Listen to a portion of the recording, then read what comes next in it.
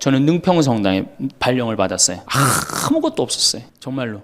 모본당에서 분가금으로 딱 3천만 원을 받았어요. 근데 성당 하나 지려면 보통 27억, 30억 정도 되잖아요. 2000년이면 IMF 딱 터지고 다 망한 상태예요. 그냥 완전히 망한 상태가 2000년이에요.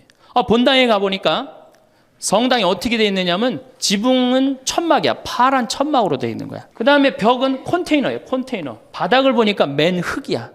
성당 바닥이. 막 여기서 막 원추리가 피는 거예요. 붓꽃도 피고 성당 바닥에서. 그런데 교우들은 보니까 600명이야. 교우들 600명인데 30억짜리 건물을 어떻게 줘요? 그래서 제가 그랬어요.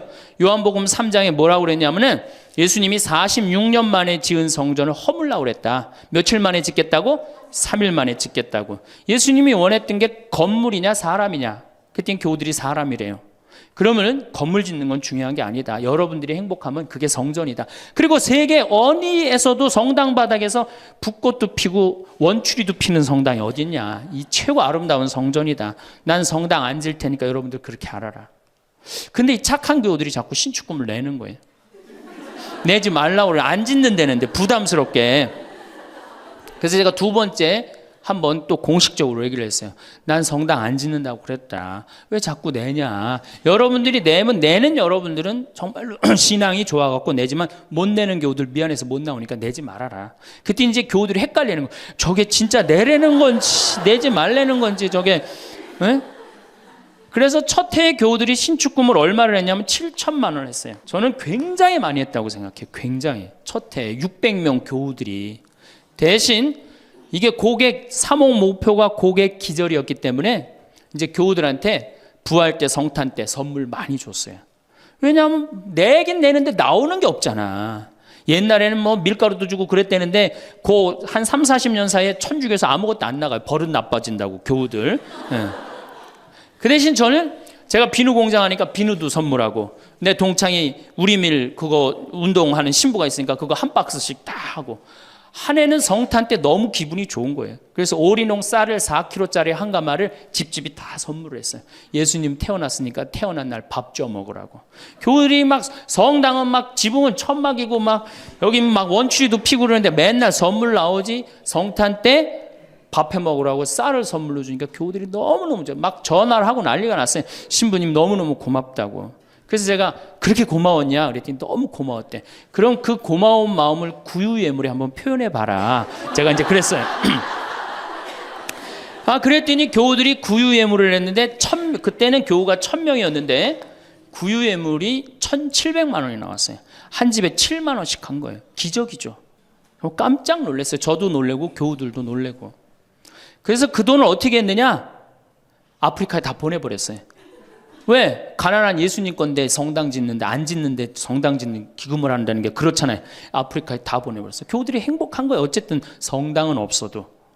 그리고 제가 이제 그 봄에 가을에 이제 할머니 할아버지들을 모시고 꼭 여기 생태마을에 모시고 왔어요. 모시고 와갖고 어떻게 해? 주일학교들은 캠프 안 데려가도 할머니 할아버지는 2박 3일씩 내가 모시고 왔어요. 진짜 중요한 교회에서 중요한 세대는 할머니 할아버지예요. 미사 다 채우는 사람들이 누구예요? 할머니 할아버지 제일 중요해. 그리고 죽지도 않기 때문에 계속 중요한 세대로 남아 있어요. 계속 중요한 세대로.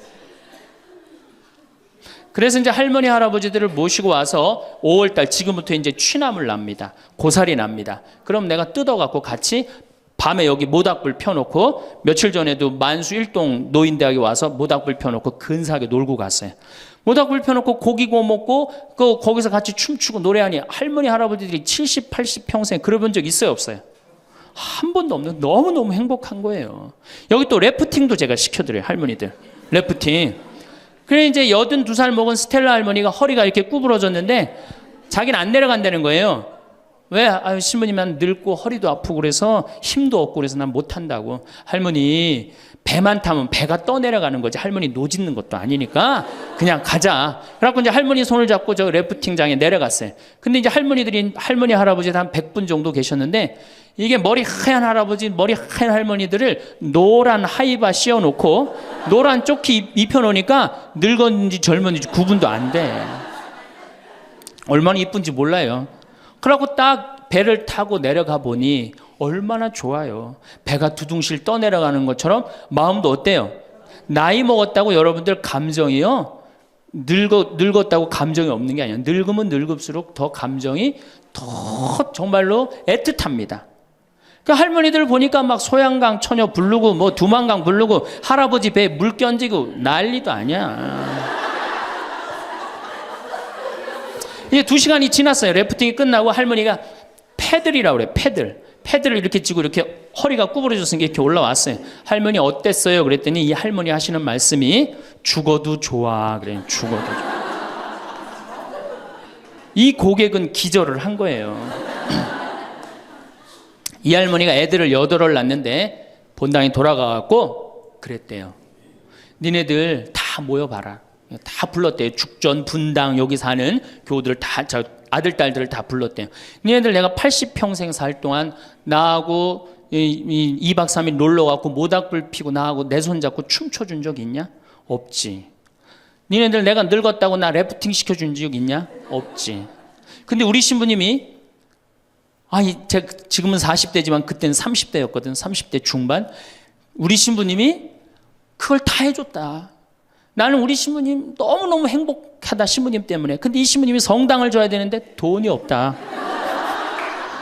돈이 없으니까 니네들 나한테 못 해준 거 돈 갖고 와라. 그래서 할머니가 신문지에 돈을 이마만큼 싸갖고 왔어요. 이거 뭐냐 그러니까 신부님 이거 내가 신축금으로 자식들한테 걷어온 거래. 그러니까 이 고객이 기절하니까 내가 시키지도 않았는데 앵벌이를 알아서 해갖고 와.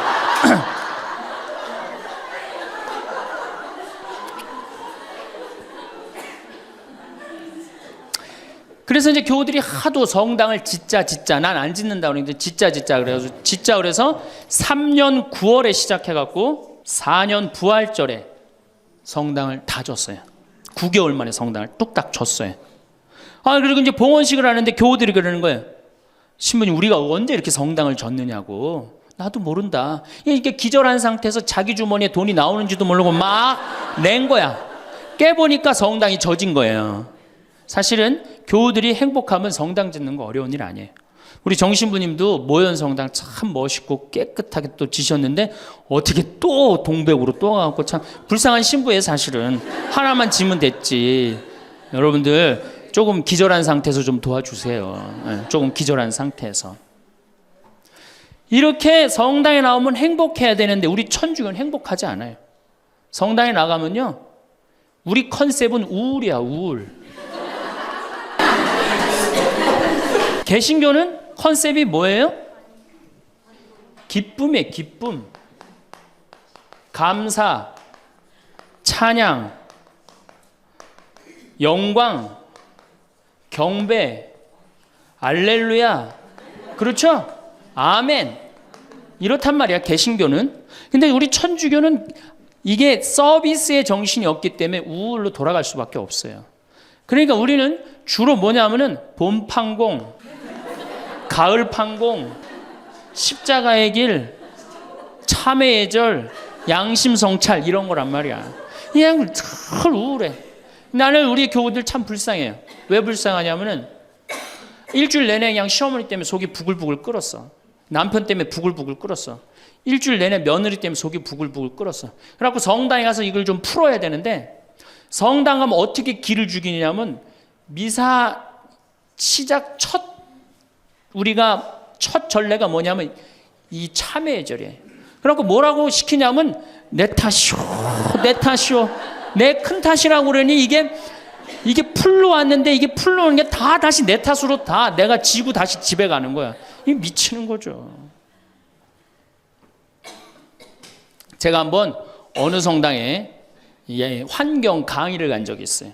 환경 강의를 갔는데 고해성사를 미사 전에 이제 주로 들어갔는데 고해성사 앞에 그 고해소 앞에 양심성찰 그 항목을 쭉 적어놨는데 거의 100가지를 적어놨더라고.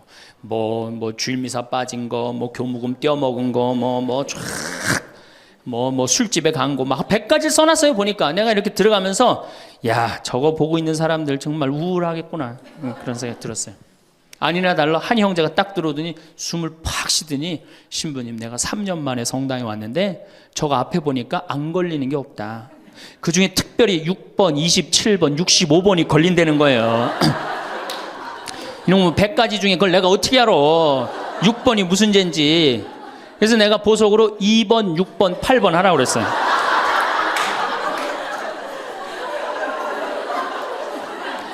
그러니까 우리 교우들은 이게 미사 참여를 해도 막 기쁘거나 내가 좀 하느님한테 경배를 드렸다, 내가 오늘 정말 알렐루야 아멘을 했다, 이런 기분이 안 들어요. 미사를 해도 막 그렇고 안 한 것 같기도 하고, 성가 소리 들으면 더 미쳐요.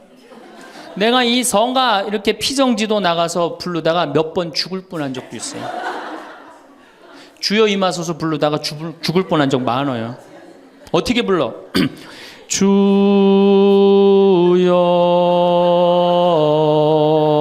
임하. 언제 숨 쉬어야 돼 이거? 이러니 죽는 거지. 이러니까 죽는 거지.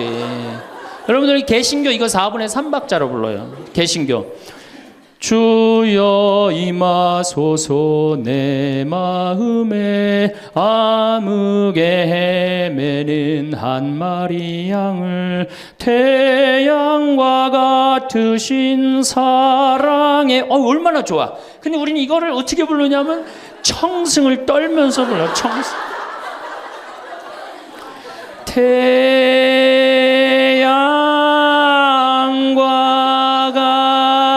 같으신.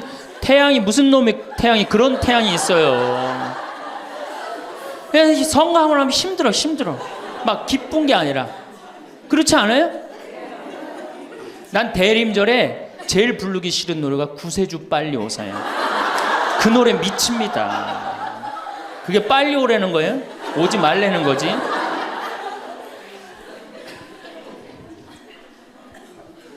주일학교 아이들을 보면은 참 불쌍해요.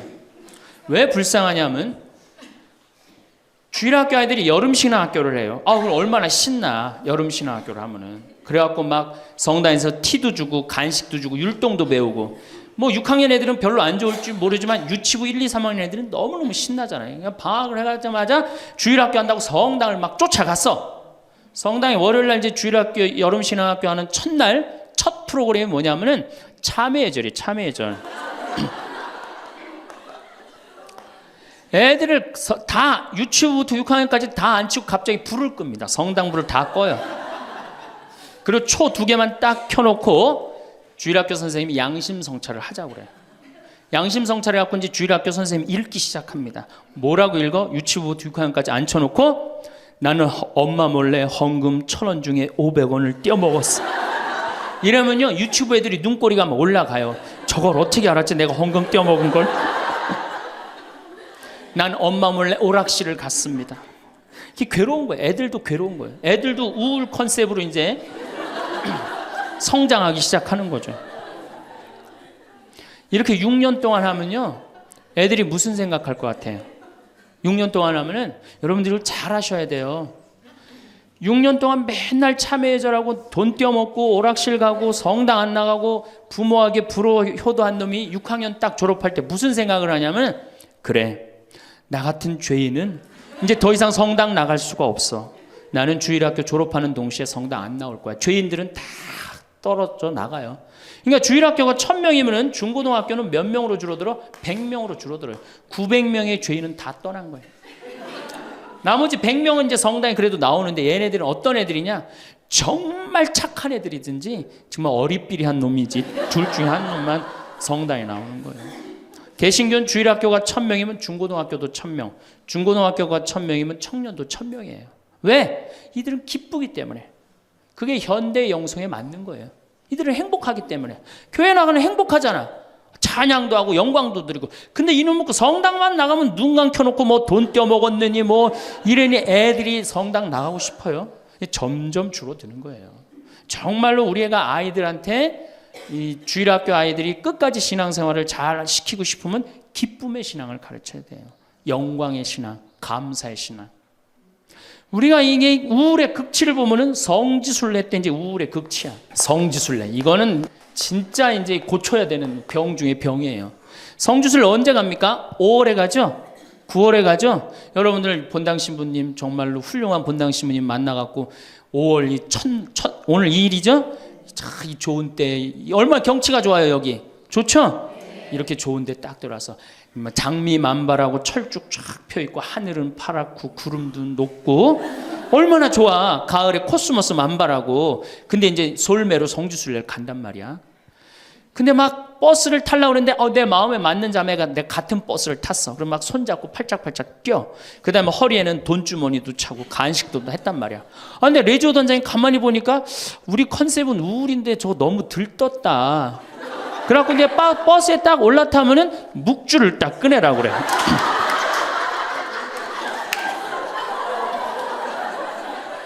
묵주를 꺼내라고 꼭 고통의 신비를 꼭 해요.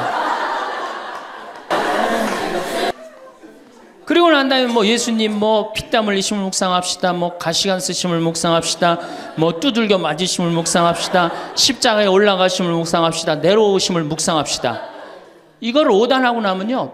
무슨 코스모스 만발하고 장미 뭐 피는 게 어디 있어요. 지금 신부님, 저 예수님 지금 십자가 올라갔다 내려오고 막 피땀 흘리고 그랬는데 그런 관광버스 안이 찬물 끼얹어놓은 것 같이 조용해져요. 그러면 내가 보기엔 그것만 해도 충분한데 또 김대원 신부님 생애를 누가 또 들고 나와서 읽기 시작을 합니다. 막 이런 얘기하면은 버스 안이 뭐 지금 뭐 관광버스를 탔는지 이게 관광버스가 아니에요. 장례차가 가는 거 장례차.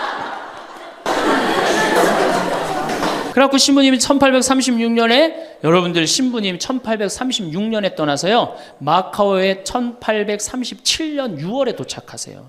6개월 동안을 걸어서 간 거예요. 기가 막히죠? 그런데 신부님 유학 중에 신부님 1836년에 떠났으니까 아버지가 39년에 죽어요. 순교를 하세요. 그러니까 유학 중에 아버지가 죽은 거야.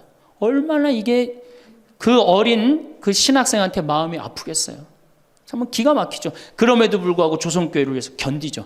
그런데 또 중간에 최 프란치스코라고 동료 신학생이 죽어요. 우리 신부들한텐 동기가 죽는 건 형제가 죽는 거하고 똑같은 거예요. 그게 얼마나 또 마음이 아파. 그래갖고 45년에 조선에 돌아와 보니 세례를 받았나 성사를 받았나 교우들이 정말 신부님 생각해 기가 막히냐. 그땐 부제님이었는데. 그래갖고 빨리 신부님을 영입해야 되겠다. 그리고 이제 서해 바다에서 배를 12m 정도밖에 안 되는 배를 타고 그거를 상하이를 건너간다고 간 거예요. 어부들은 신부님이 하도 그 부제님이 하도 똑똑하고 그러니까 항해수를 아는 줄 알고 무조건 따라갔는데 항해수를 알긴 뭘 알아. 저쪽이 중국일 것이다. 가자. 그리고 간 거예요. 그러니 돛 떨어지고 닷 깨지고 20일 동안 표류를 합니다. 정말 죽을 둥 살 둥 해갖고 중국에 도착을 해요. 상해 가갖고 또 고초를 겪고. 그래서 이제 주교님을 만나갖고 서품을 받고 또 어떻게 또 중국에서는 또 어떻게 저쪽이 조선일 것이다. 그것도 주교님까지 모시고 가자. 그래갖고 갔어요. 갔는데 웬걸 딱 도착을 했는데 사람이 말을 했는데 이상한 말을 하는 거. 어디서 와서 꽝 이러는 거예요. 제주도로 간 거예요. 제주도로. 잘못 가갖고. 제주도에서 또 미사를 봉헌하시고 인천 아파트로 와서 사목을 하는데 잠을 잡니까? 뭐를 합니까? 그러다가 6월 달에 순이도에서 붙잡히세요. 붙잡혀갖고 한양으로 압송을 되는데 6월에서 9월이면 여름을 지나는 거 아니에요? 얼마나 똑똑해. 세계 지도 그릴 줄 알지, 라틴어 할 줄 알지, 중국어 할 줄 알지. 이 급변하는 세상에서 나라를 위해서 일 좀 하려고 그러는데 우리 대장 예수님을 두고 내가 어디를 하느냐 이래갖고 그냥 당당하게 이렇게 견디시잖아요. 그래갖고 막 신부님 허벅지를 때려. 그래갖고 막 구데기가 끓고 그러죠. 그러다 9월 16일 날 신부님이 순교를 하셔요. 세남토에서.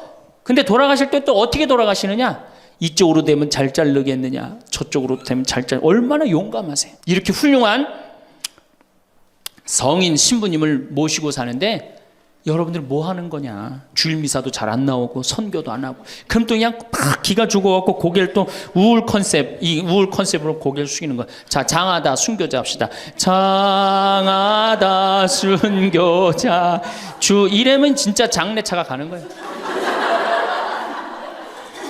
그래갖고 이제 성지에 도착을 하면은 시키지 않았는데도 십자가 얘기를 알아서 해요. 시키지 않았는데. 그리고 이제 밥을 먹고 나면은 레지오 단장이 미안한 거야. 그래도 1년에 한 번 관광버스 타고 나왔는데 이거 묵주기도부터 기죽이기 시작해갖고 뭐 신부님 생에 막 아버지도 죽고 할아버지도 죽고 엄마는 거지가 돼서 돌아다니고 막 장하다 순교자까지 하고 막 십자가 얘기를 하고 하늘은 파랗고 꽃은 만발한데 너무 우울해. 그럼 이제 전심 때 술을 따르기 시작합니다. 한 잔씩 먹이기 시작해요.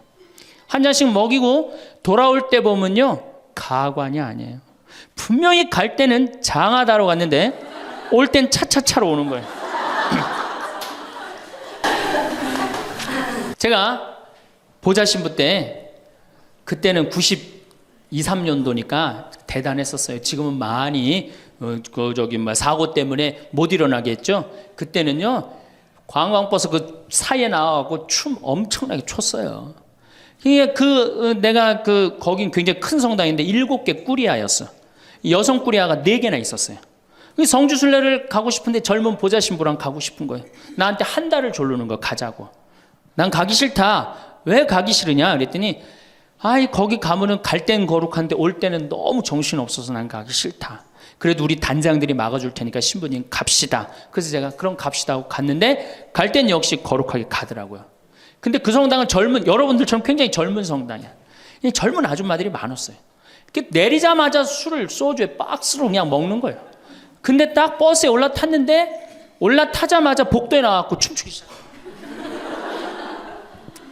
근데 저는 이해가 돼요. 1년 내내 우울했는데 딱 하루 스트레스 풀 수 있는 유일한 기회는 언제야? 성주순례 돌아오는 길. 한국 천주교 공인 다 똑같아요. 모든 성당이 다 똑같아요. 갈 땐 거룩하고 올 땐 난장판이에요.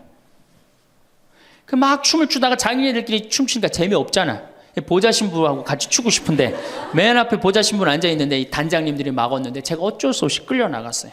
신부님, 우리하고 좀 오늘만은 같이 좀 놀아달라고. 그래서 저는 춤출 줄 몰라요. 신부님 걱정하지 말라고, 우리가 다 알아서 한다고. 어떻게 알아서 해? 내 손을 붙잡더니 그래갖고 이제 한 5분 정도 쳐갖고 이제 예의를 갖췄겠다 싶어갖고 이제 좀 들어가겠습니다. 그랬더니 이 자매님들이 힘이 얼마나 좋은지 내 양복 뒷덜미를 딱 잡더니 가긴 어딜 가느냐고. 오늘만은 안 된다고. 우리하고 오늘만은 신부님 우리하고 함께 놀아줘야 된다고. 그럼 막 추는 거예요. 뒤에 있는 아줌마들이 뭐라 그래? 야, 니네들만 신부님 데리고 놀지 말고 뒤로 좀 보내 이러네. 그러면 이제 이때부터는 이제 이 아줌마가 한번 품에 안고 추고 저 아줌마가 한번 품에 안고 추고 들어가지도 못하고 제발 나 좀 들여. 그때 뭐 보좌 신부니 지금이야 이제 막 인상 쓰고 승질 부리면 되지만 그때는 그게 됩니까? 막 보좌 신부 때 통제가 안 돼요. 그런데 성당 도착 2km 전에 기적이 일어납니다. 갑자기 누가 마이크를 붙잡더니 하늘에 계신 우리 아버지 이러면요 다 자기 자리로 뛰어들어가요. 알아서. 나는 하늘에 계신 우리 아버지가 그렇게 전능한지 그때 딱 알아봐요. 하늘에 계신 우리 아버지 굉장히 전능하세요. 그래갖고 이제 은총이 가득하신 마리아를 하면은 이게 머리를 다듬습니다. 이제 은총이 가득한. 그리고 이제 영광이를 해요. 영광이 하면 이제 우울해지는 거예요. 그리고 사회자가 한마디 합니다. 우리 이제 본당에 돌아가서 열심히 살자고. 그럼 다 우울하게 집에 가는 거예요.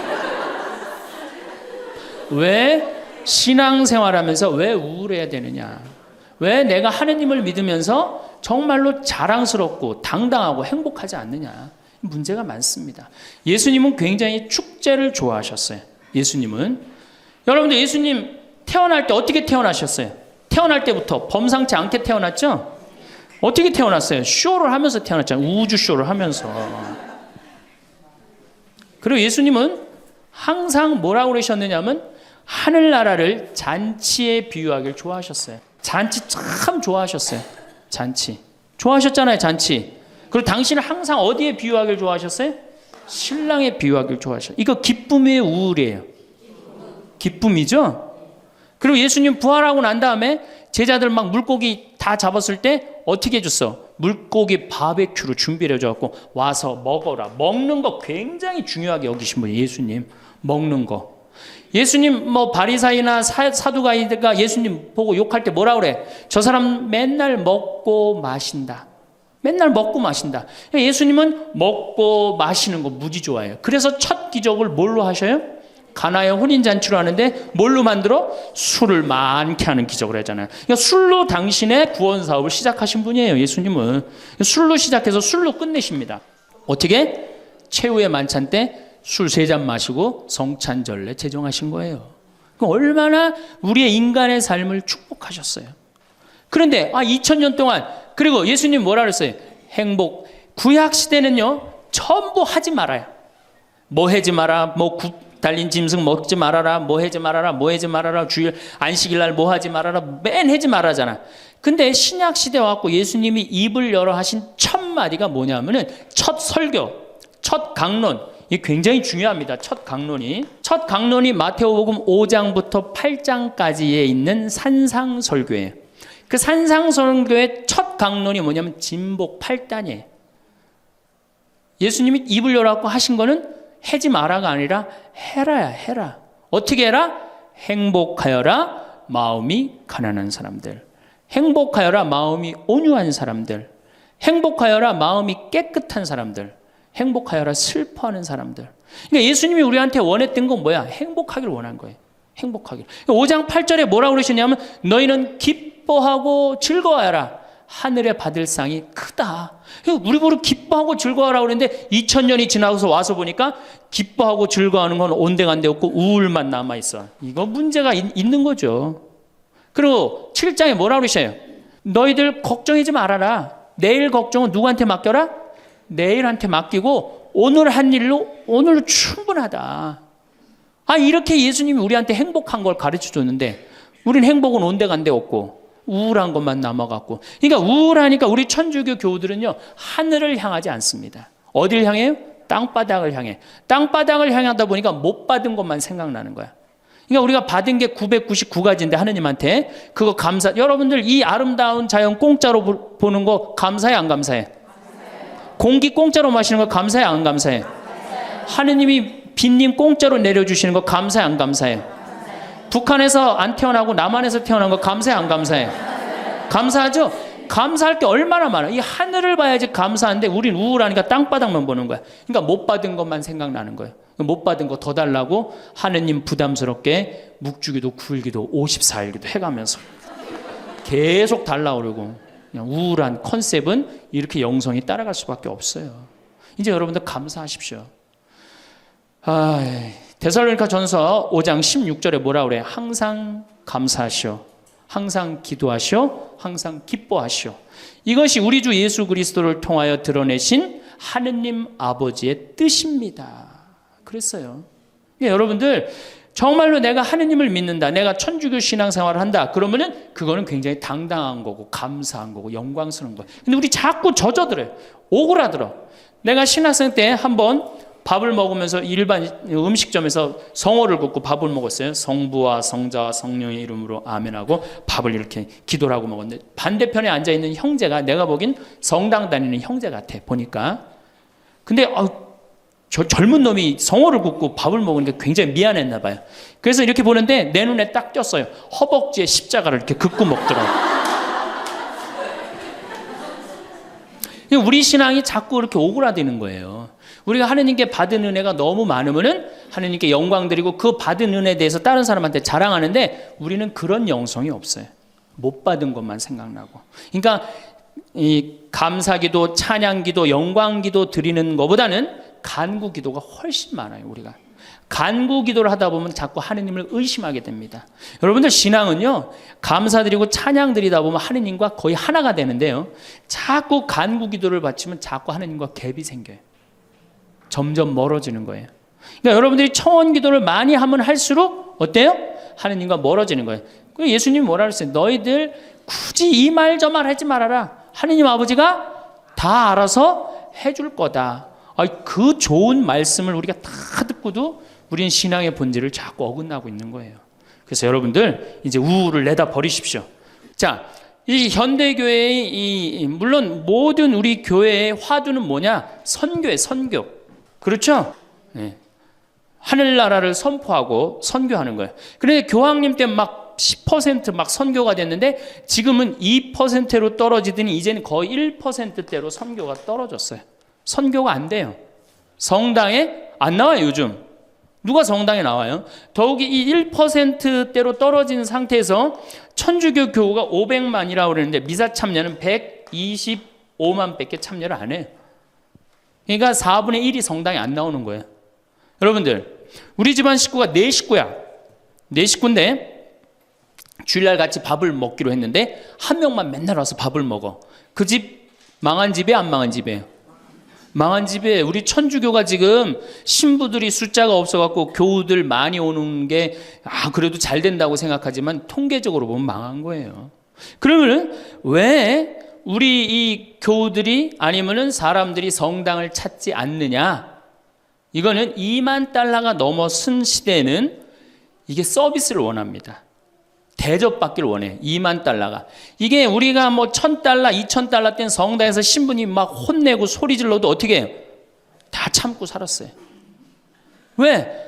내가 지질이 못 살고 있는데 여 성당 가서 욕 좀 먹는다고 어때? 근데 지금은 내가 그랜저를 타고 다니고 아파트 지금 동백지구 그 좋은 데에 거기 아파트를 내가 지금 살고 있는데 성당 가서 신부가 막 욕하고 소리 지른다고 거기 참고 나올 것 같아요? 안 나갑니다. 바로 옆 성당 운전하고 가요. 옛날엔 죽고 나서 하나 어딜 들어갔어? 거길 간 거예요. 근데 이제는 시대가 틀려졌어요. 여러분들은 사실은 하늘나라를 사신 고객이야. 예수님이 이 세상에 오셔서 뭐 팔고 가셨어요? 하늘나라 팔고 가셨어요. 로리베리 존슨이라고 최고 경영자 CEO라는 책을 쓴 미국의 경영 컨설턴트가 쓴 책인데 예수님은 하늘나라를 팔고 가셨다는 거예요.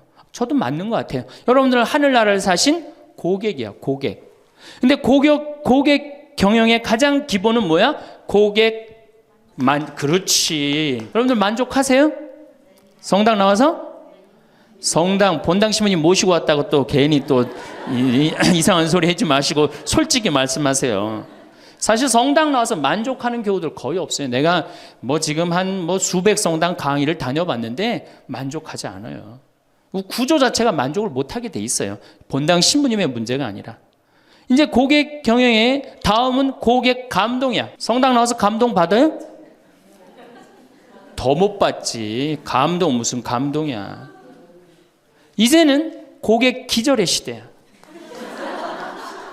성당 나와서 기절해요? 기절하기 쉽지 않습니다.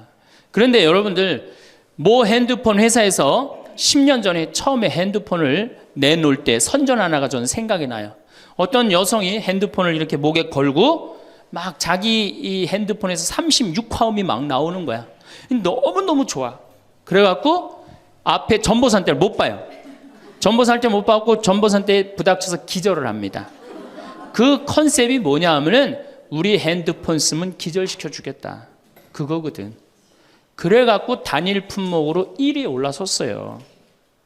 그러니까 이게 고객을 기절시켜줘야지 고객이 그 물건을 쓴단 말이야. 성당에도 어떻게 해야 돼?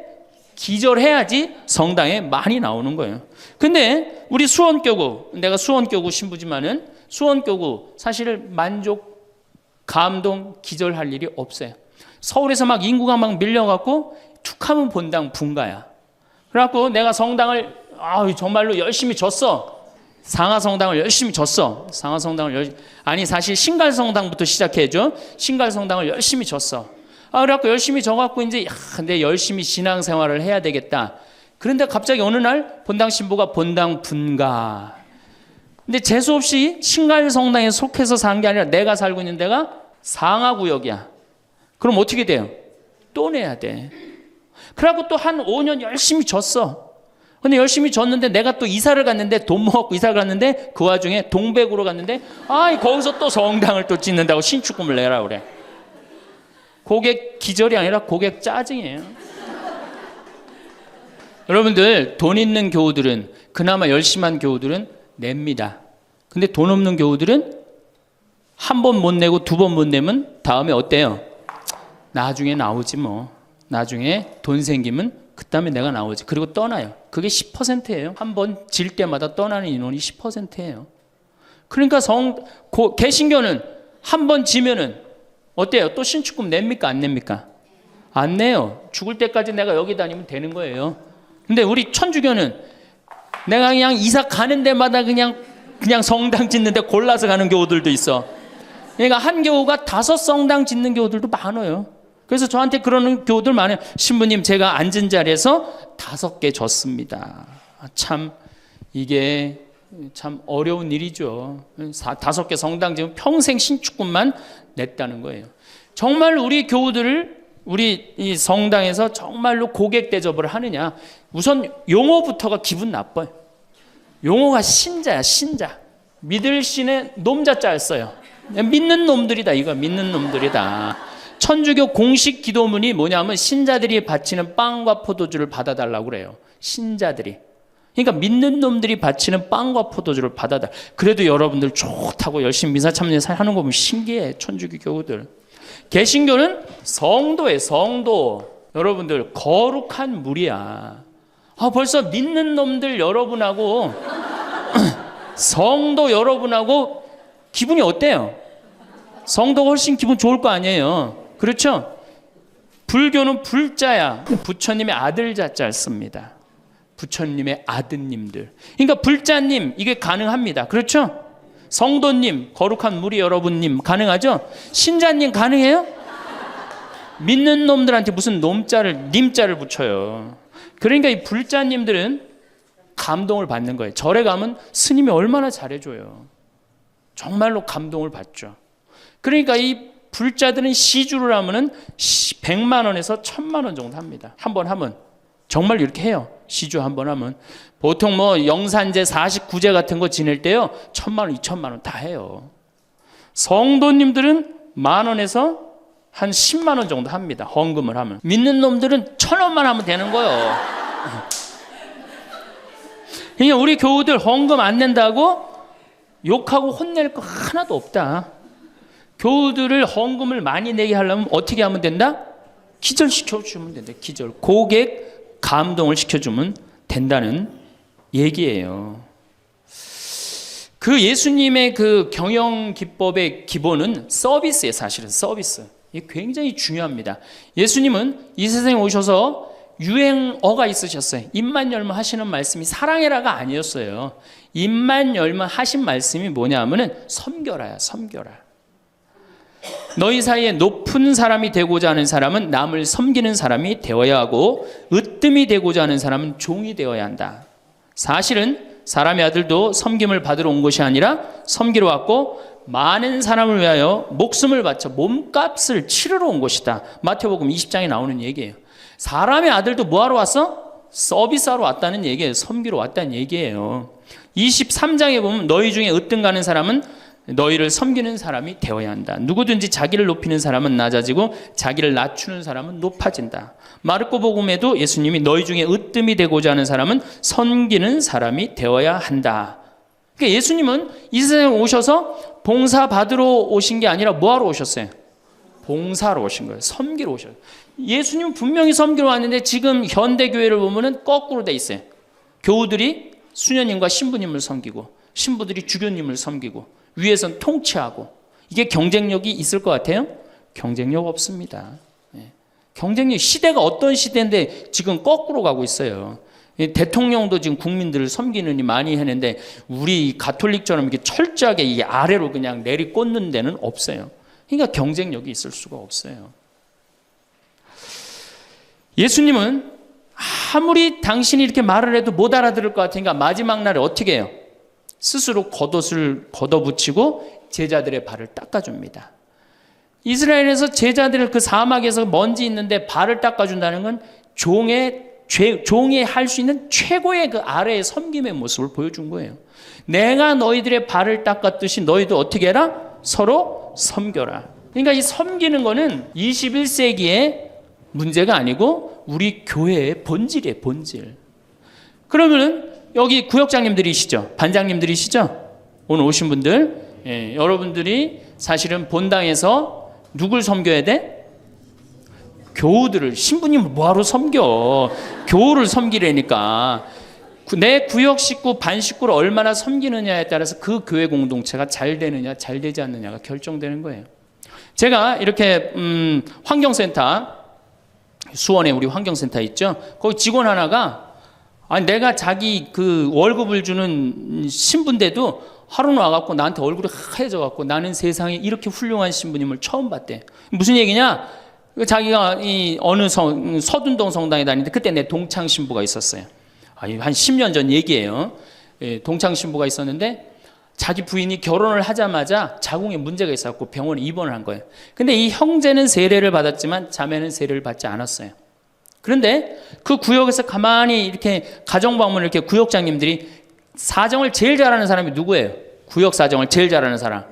본당 신부가 알아요? 모릅니다. 구역장님들이 제일 잘 알아요. 그래서 구역장님은 본당의 작은 신부들이야. 이분들이 진짜 섬길 줄 알아야 돼. 근데 가정방문을 가보니까 그 집이 결혼을 했는데 새색시가 입원을 한 거야. 그냥 본당 신부한테 가서 얘기를 한 거예요. 근데 그 본당 신부가 그 자매한테 형제한테 편지를 보냈어요.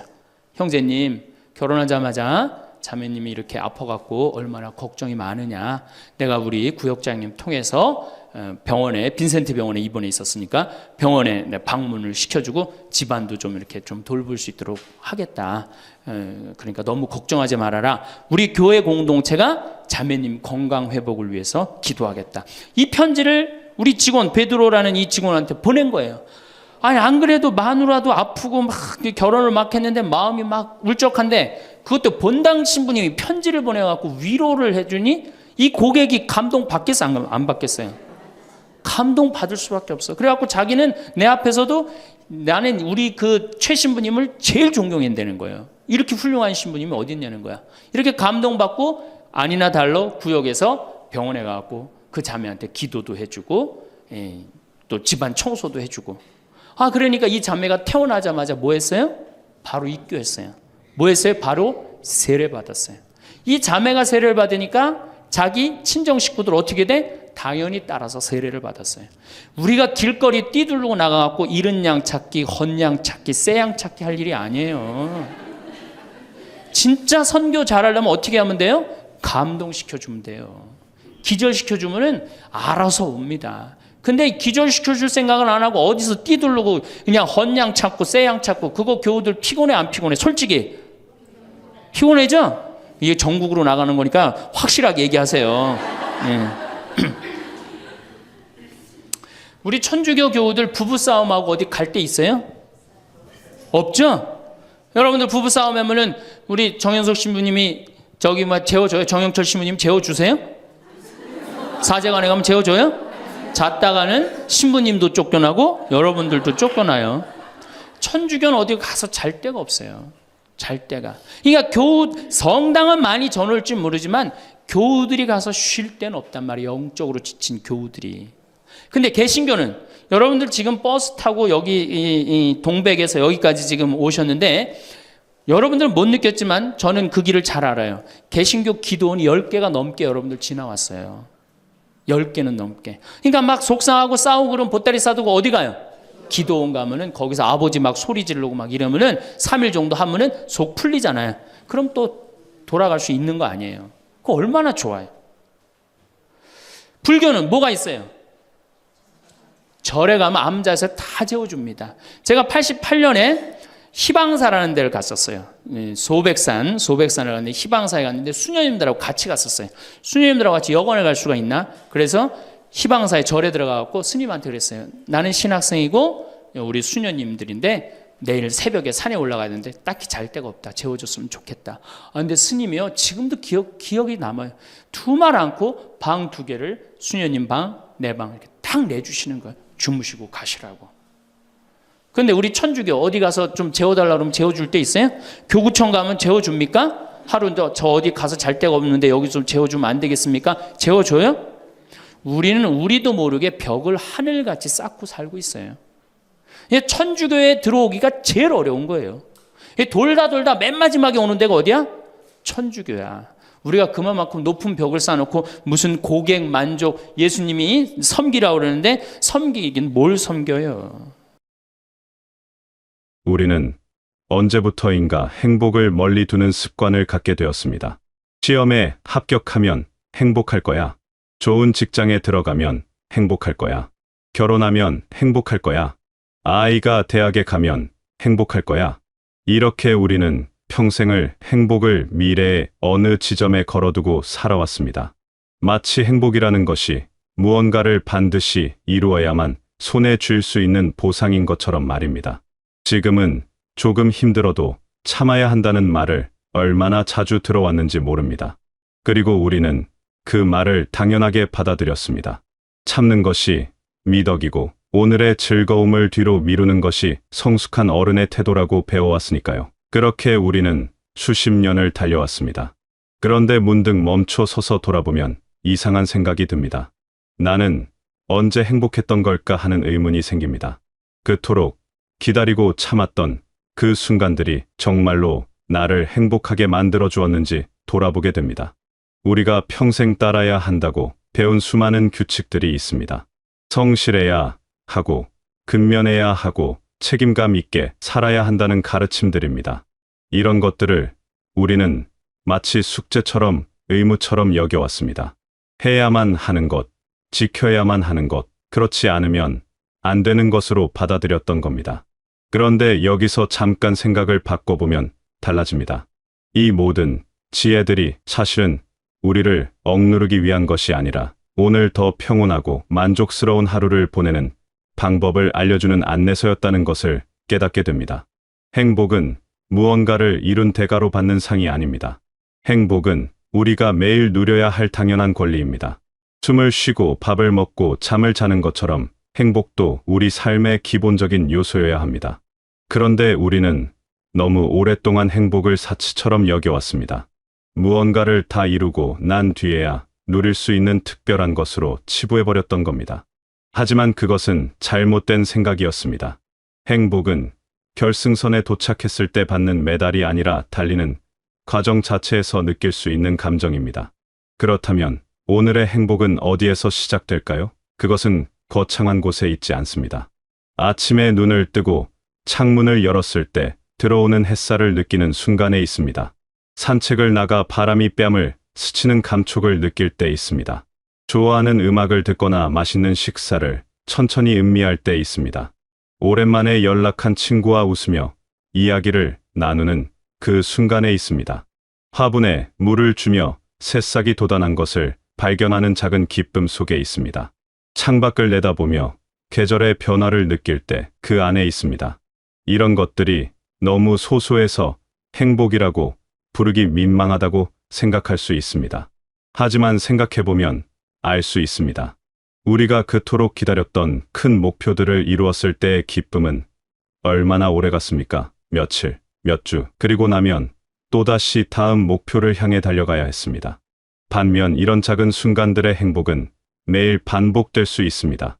매일 새롭게 느낄 수 있습니다. 이것이야말로 진짜 우리 삶을 채워주는 행복입니다. 하루를 마무리하며 오늘 감사했던 일 3가지를 떠올려보는 습관을 가져보십시오. 처음에는 어색할 수 있습니다. 특별한 일이 없었다고 생각될 수도 있습니다. 그러나 조금만 마음을 기울이면 보입니다.